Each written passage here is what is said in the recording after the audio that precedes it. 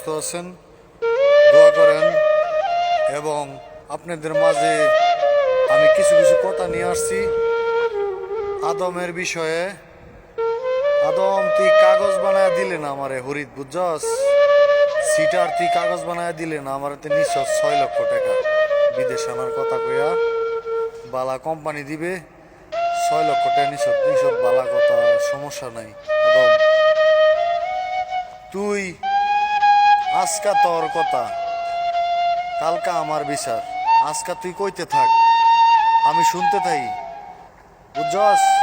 খাঙ্কির ভুল দালাল, আজকা তুই কইতে থাক।